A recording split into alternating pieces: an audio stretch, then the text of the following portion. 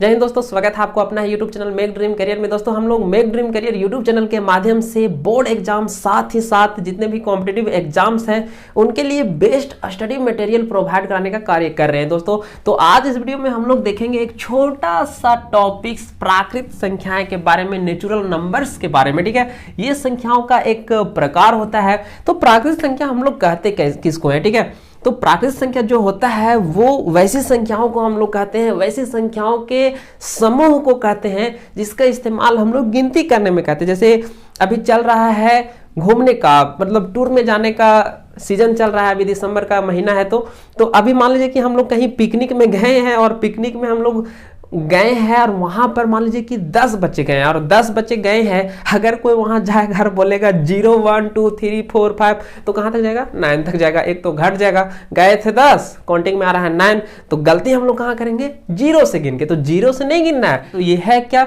गिनती में प्रयोग की जाने वाली संख्याओं के समूह को हम लोग क्या कहते हैं?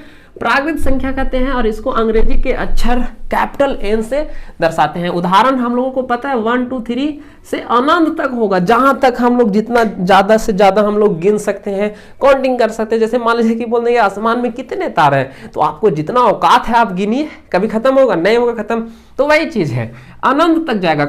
जितना आपको क्षमता है, जितना आप गिन सकते हैं, आप गिनते जाइए, गिनते जाइए, गिनते जाइए, कभी खत्म होने वाला नहीं है। ठीक है, सबसे छोटी प्राकृत संख्या का बात करें तो वो हो जाएगा आपका 1, और 1 जो है वो विषम भी है। तो सबसे छोटी विषम प्राकृत संख्या का बात करें तो वो भी क्या हो जाएगा? 1 हो जाएगा। लेकिन अगर हम लोग सबसे छोटी सम संख्या का बात करें, सबसे छोटी सम संख्या का बात करें तो वो आपको हो जाएगा कितना? 2। यहां से भी दिख रहा है।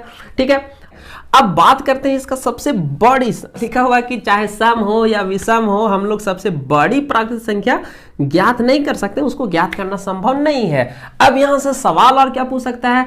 सबसे छोटा परफेक्ट स्क्वायर नंबर। तो सबसे छोटा परफेक्ट स्क्वायर नंबर पूर्ण वर्ग संख्या पूछे तो वो हो जाएगा आपका 4। क्यों? क्योंकि 4 जो है वो पूर्ण वर्ग संख्या, इसका वर्गमूल आता है +-2। कितना आता है? +-2। ठीक है, उसी तरह से अगर आपको पूछ देगा कि सबसे छोटा परफेक्ट क्यूब नंबर, तो सबसे छोटा परफेक्ट क्यूब नंबर जो है वो हो जाएगा 8। 8 क्यों? क्योंकि 8 का अगर हम लोग क्यूबिक रूट निकालेंगे तो वो भी आएगा आपका 2 आएगा। कितना आएगा? 2 आएगा। तो और सबसे बड़ा कुछ नहीं निकाल सकते। ठीक है, तो मिलते हैं इस तरह के मजेदार छोटे छोटे वीडियो में आप लोगों को फिर से।